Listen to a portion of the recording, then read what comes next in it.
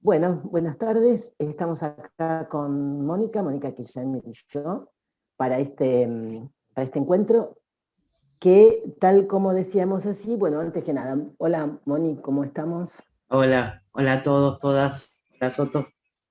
Eh, em, Vamos a retomar dos cosas. Una, el planteo de Mariano de la clase anterior, y eso, como habíamos quedado también, aplicado al texto de Douglas Kring, ¿no? Entonces, recordemos que el planteo de Mariano, si te parece, para recordar, Moni, poner la placa de lo que preparó Mariano, ¿cuál es la propuesta? Nosotros tenemos dos textos, que son el de Krimp y el de Goodman, y los tenemos específicamente para poder ejercitar un trabajo de lectura, un trabajo de, como decía Mariano ayer, aventurarse, entrar, viajar por ese texto, y quitarle la mayor cantidad de información posible a ese texto, ¿verdad? Y recrear ese mundo que el texto propone también lo más profundamente que podamos. Por supuesto que lo profundamente significa también nuestros objetivos, ¿no? A veces tenemos que ir más profundo y a veces con menos estamos para lo que necesitamos en un momento determinado. ¿Se acuerdan de esto? Situar el texto, abordar el texto, trabajar la intertextualidad. ¿Se acuerdan que los intertextualidad lo que son pliegues, ¿no? Pliegues de textos en los textos, idas y venidas de unos textos en otros, eh, y aparecen de muy diferentes formas, y por otro lado algunas técnicas, como nombraba ayer también Mariano, la del fichaje, por ejemplo, ¿no? Pero también la técnica de la relectura, en fin. Bueno, el resumen.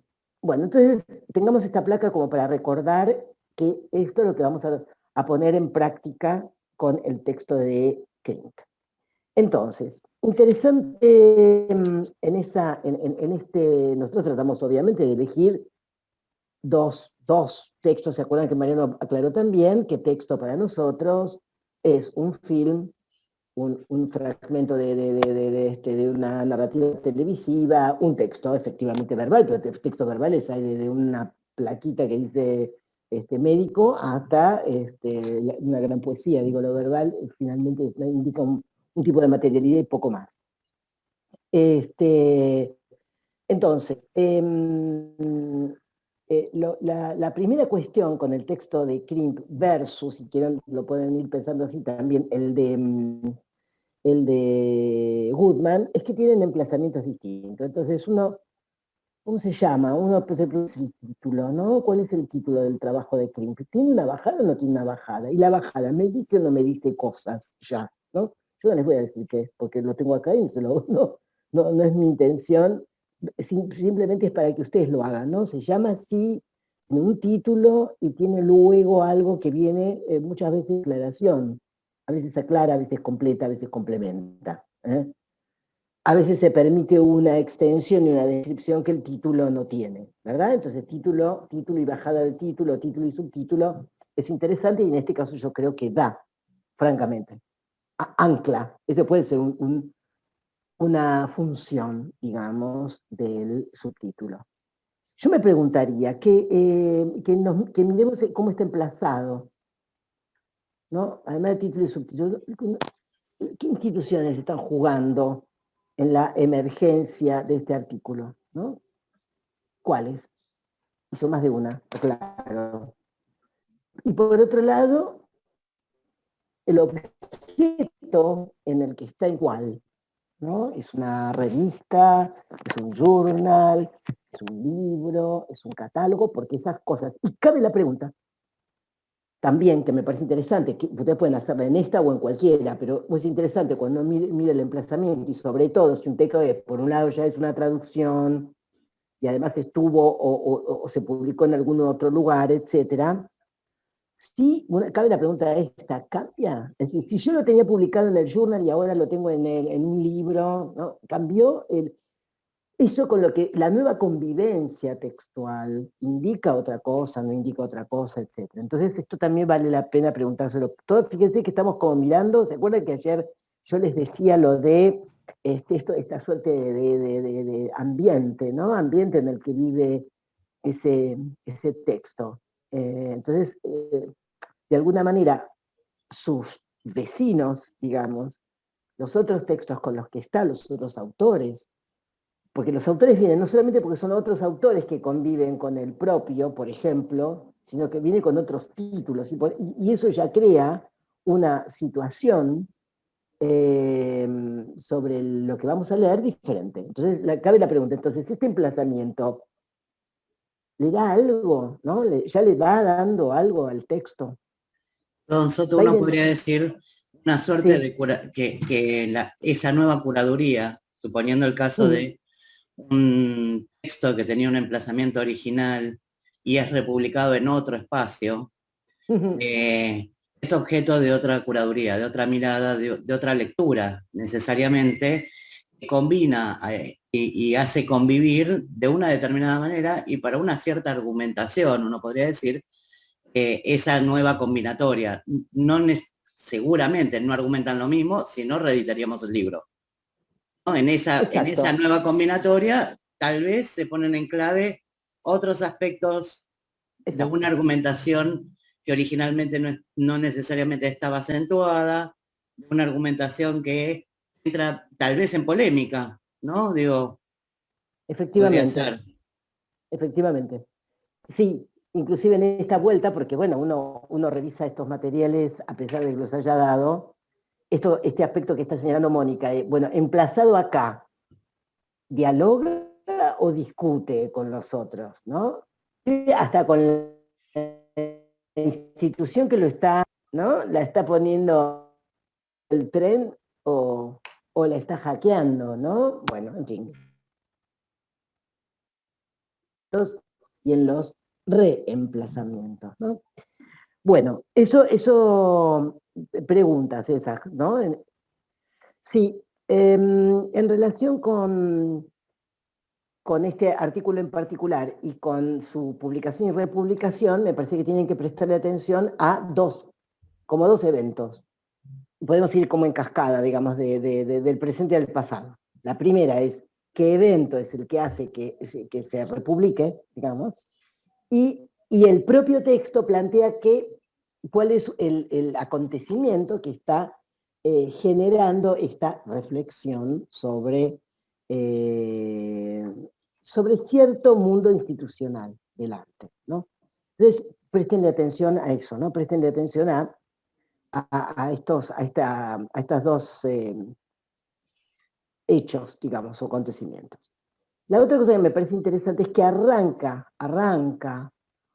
con distintos paratextos, ¿no? Entonces hay notas al pie, hay epígrafes, bueno, pregúntense por qué, tal vez no porque generen contenido, pero pregúntense con respecto al epígrafe.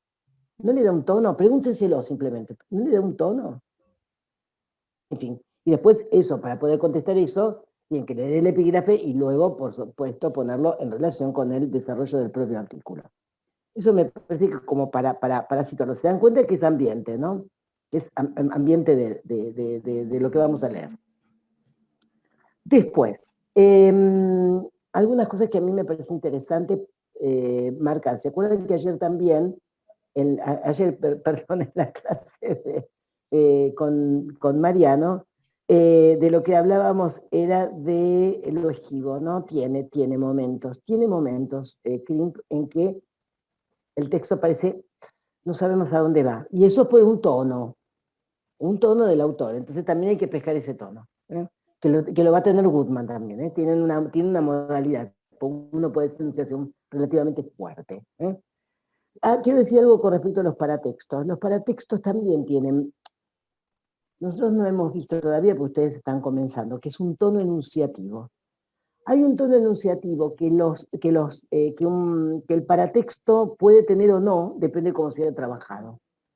Entonces, a veces el paratexto parece un dato simple, entonces es como una enunciación cero, ¿verdad?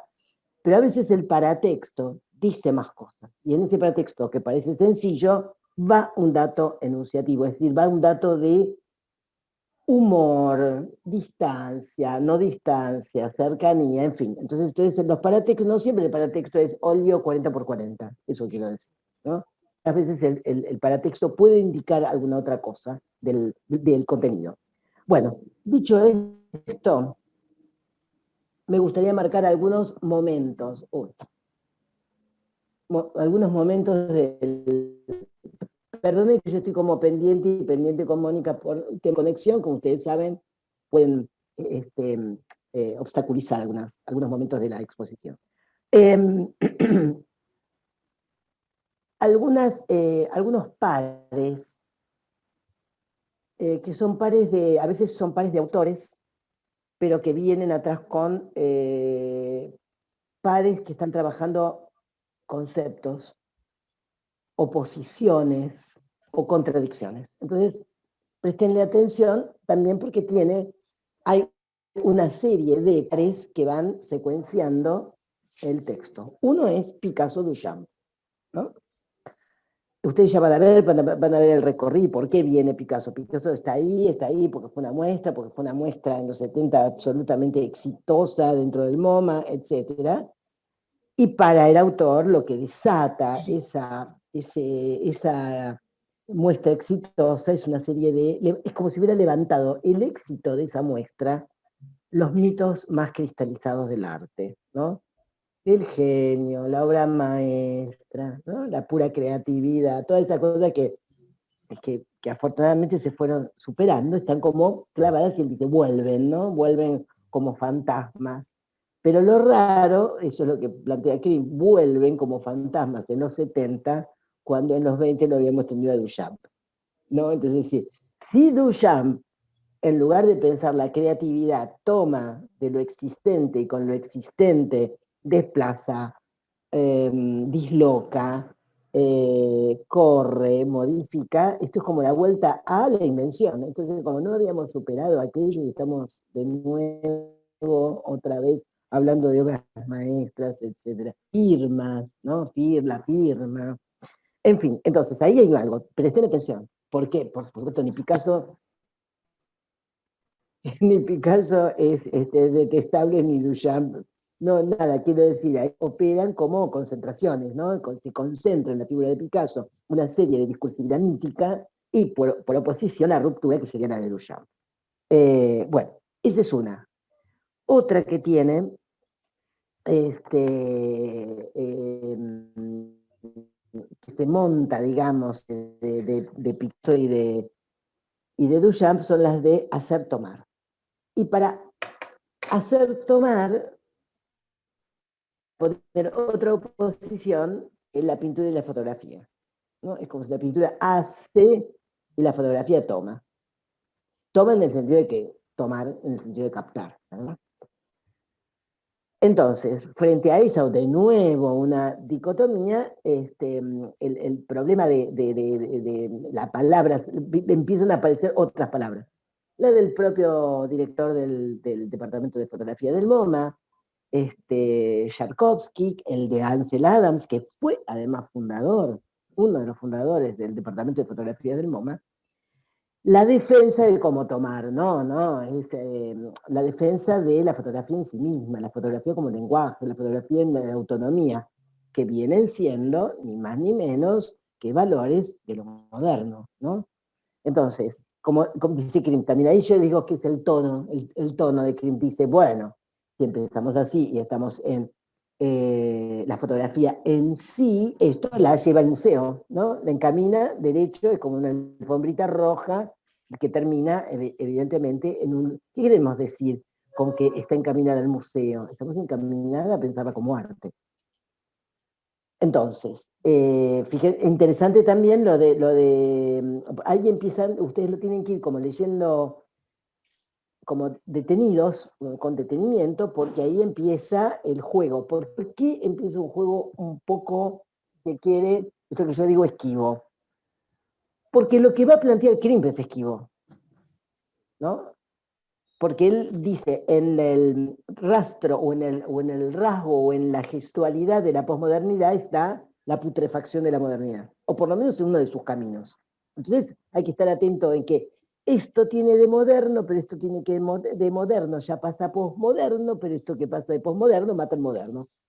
O el extremo de la modernidad, ya posmodernidad en algún sentido interesante o no interesante. Entonces, siguiente tramo para mí importante es esta búsqueda que él le pone sujetos, pintores, lo personaliza, pero en realidad hay conceptos detrás. Sí, está Picasso, está Duchamp, está Tchaikovsky, está Adams, pero en realidad lo que hay detrás son concepciones, posiciones, ¿no? Ideas sobre el desenvolvimiento del arte. Entonces, la siguiente cosa es esto de Julia Van Haften, de la Public Library de Nueva York, que lo que hace es, se encuentra con que hay una producción dentro del acervo, digamos, de la biblioteca, tiene una cantidad de material fotográfico extraordinario y se le ocurre hacer una muestra con ese material fotográfico. Ahora, el gesto de hacer una muestra es cambiar de lugar el lugar de la fotografía. Es decir, con la exhibición viene, como decía Mónica, para lo que nosotros estábamos viendo, un acto curatorial. Ahora, en ese acto curatorial hay una reclasificación, y en una reclasificación se movió el arte, la experiencia estética, etcétera, etcétera. Entonces, ella pero este movimiento de Haften va en el mismo sentido de la autonomía. Es decir, que esas fotografías vivan como fotografía. Y lo que dice Krimp es que no, aceptemos que la fotografía no es autónoma. Y que en tal caso, cuando la fotografía se piensa en sí misma, o algunas fotografías, además, se piensan como lenguaje, eso lo ha hecho el arte siempre. Eso es lo que viene a decir. Es decir, que no sería ni siquiera un valor. Es decir, cualquier producción en cualquier medio, en cualquier soporte, puede, por un lado, construir, ser una pintura realista, naturalista, lo que fuera, y al mismo tiempo saber que tiene algunos medios y recursos con lo que logra esa producción. Entonces, una cosa que a mí me parece interesante, que tal vez hoy no sería lo que yo pondría por delante en este artículo, pero siempre me llamó la atención como una punta para estudiar cosas, que es cómo se modifica el organigrama de una institución, que a veces si uno y cómo las oficinitas empiezan a llamarse distintos, y si uno estuviera atento a eso, es porque algo le está pasando a la institución y tal vez que haya un departamento de fotografía donde antes no había, que caiga un departamento autónomo y en realidad ahora sea grabado y fotografía, como dice Douglas, ¿no? Y caiga el de diseño, qué sé yo qué, está indicando no es simplemente que cambian las autoridades, que cambió la gestión, es que está cambiando una discursividad y hay un dinamismo sobre esa producción cultural, ¿no? Entonces, me parece que, bueno, con esto nos tendríamos que quedar, ¿no? Con estos como estos dos movimientos que plantea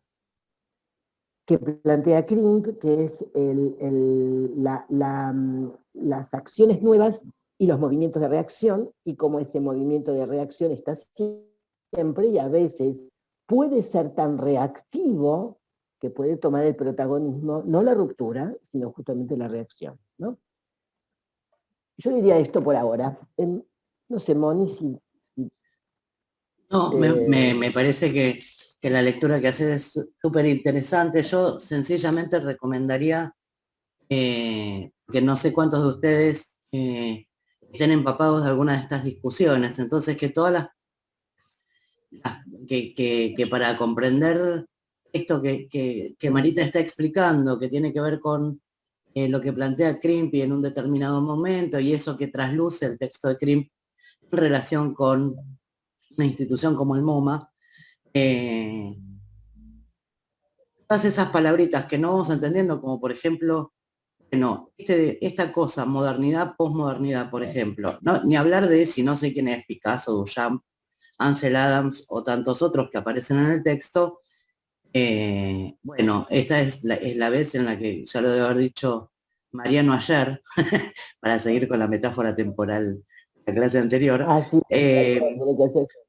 Este es el momento de googlear, digamos, ¿no? Y de googlear en aprender a googlear y confiar en los sitios en los que merece la pena confiar, digamos, ¿no? Ahí es un buen momento de entrenamiento en eso.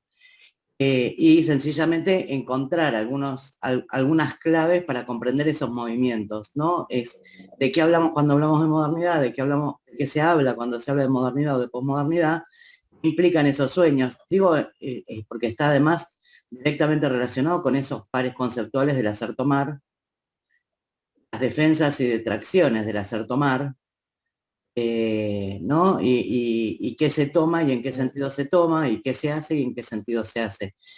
Que a mí siempre me parece muy estimulante de la lógica con la que piensa Crimp de institución, ¿no? De vuelta este texto en ese nuevo emplazamiento, ¿no?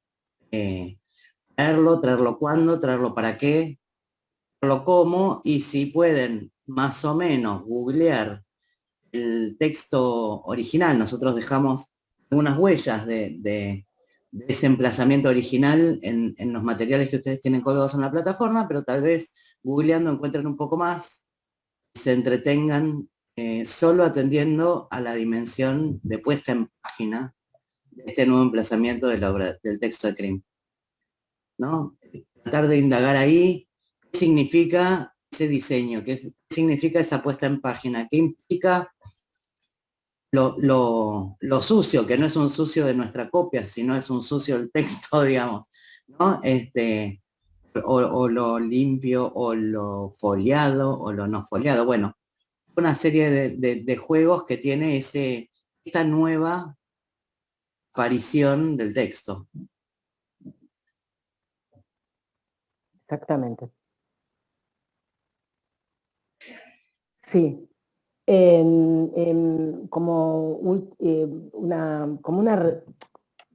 como volver porque Mónica pone el acento muy fuertemente en volver a manipular. ¿Se acuerdan que ayer hablábamos de eso, ¿no? De manipular el instrumental. Manipularlo es cuando uno lo saca, lo pone, lo clasifica, lo agarra con guantes, no lo agarra con guantes. Esa es una prevención. La otra es prestenle atención a ese juego imbricado entre, porque si uno se deja, digamos, queda prisionero con pareciera que solamente hay una crítica al posmodernismo. No es así. No es así. Está hablando de dos producciones de posmodernismo. Sí.